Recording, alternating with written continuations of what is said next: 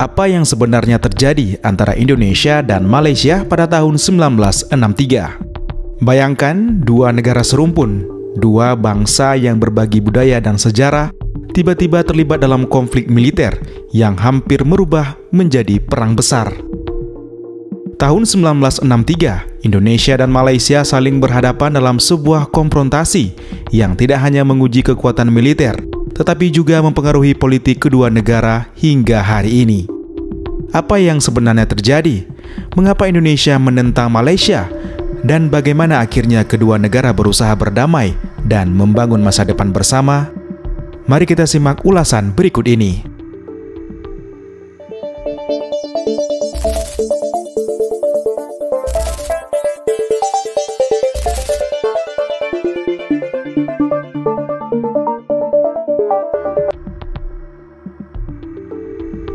Semua bermula pada tahun 1961 ketika Perdana Menteri Malaysia Tunku Abdul Rahman mengumumkan rencana pembentukan Federasi Malaysia. Rencana ini didukung oleh Inggris yang saat itu masih memiliki kepentingan besar di Asia Tenggara. Namun, rencana ini langsung mendapat penolakan keras dari Presiden Soekarno. Ia menuduh Malaysia sebagai proyek neokolonialisme yang dirancang untuk mempertahankan pengaruh Barat di kawasan. Soekarno percaya bahwa Malaysia bisa menjadi ancaman bagi Indonesia dan berpotensi menghambat misinya untuk membangun poros kekuatan Asia Afrika. Selain itu, Malaysia juga dianggap sebagai penghalang bagi rencana Indonesia untuk menjadi pemimpin di kawasan. Namun, bukan hanya Indonesia yang menentang Malaysia, Filipina juga menolak karena mereka mengklaim Sabah sebagai bagian dari wilayah mereka. Tak lama setelah Malaysia resmi berdiri pada 16 September 1963, Indonesia langsung mengambil langkah agresif. Soekarno mengumumkan Ganyang Malaysia, sebuah seruan untuk menggulingkan pemerintahan baru Malaysia. Komando aksi pengganyangan Malaysia karena dijajah oleh imperialis. Nah, dari pihak Malaya, dari pihak Singapura, dari pihak Sarawak, dari pihak Brunei, dari pihak Sabah itu datanglah pernyataan-pernyataan kepada kami bahwa mereka itu ingin sekali merdeka, bahwa mereka itu merasa tidak senang di bawah kekuasaan Inggris. Malah mereka mengutus utusan-utusan datang di sini. Saya sekarang serahkan kembali kepada rakyat Indonesia.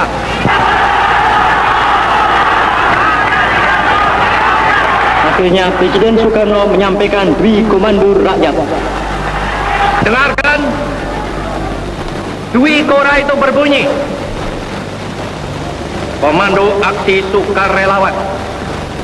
Kami, pemimpin besar Revolusi Indonesia, dalam rangka politik konfrontasi terhadap proyek neokolonialis Malaysia yang nyata-nyata merupakan ancaman dan tantangan bagi Revolusi Indonesia, setelah berulang kali berikhtiar untuk menginsafkan pihak apa yang dinamakan Malaysia mencapai penyelesaian dengan musyawarah secara kekeluargaan Asia, setelah nyata pula bahwa ikhtiar-ikhtiar pihak kita ini ditantang dan dijawab dengan sikap-sikap penghinaan dan permusuhan seperti panggilan mobilisasi umum dan sebagainya.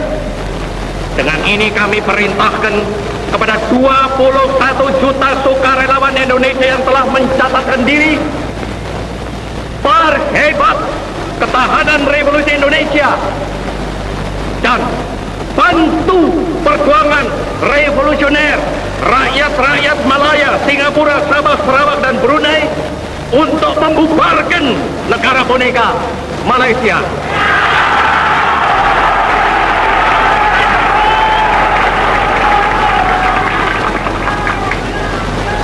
Semoga rahmat dan taufik Tuhan beserta kepada kita. Demikian Dwi Kora, saudara-saudara.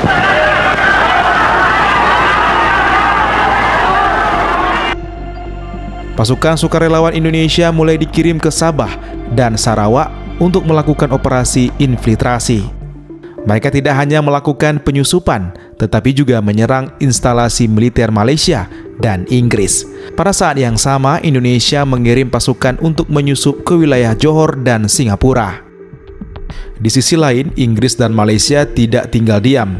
Mereka mengerahkan pasukan elit, termasuk tentara Gurkha, yang terkenal sebagai petarung tanpa rasa takut. Pasukan Malaysia, Inggris, Australia, dan Selandia Baru bergabung dalam operasi untuk menghadapi infiltrasi Indonesia.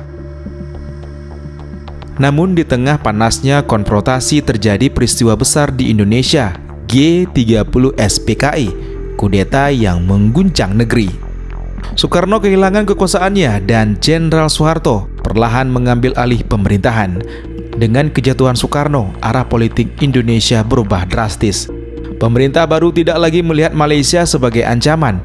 Sebaliknya, Soeharto lebih fokus pada pemulihan ekonomi dan stabilitas politik di dalam negeri.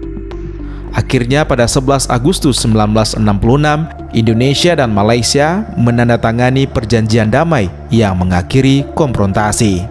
Konflik bersenjata ini resmi berakhir dan hubungan kedua negara perlahan mulai membaik.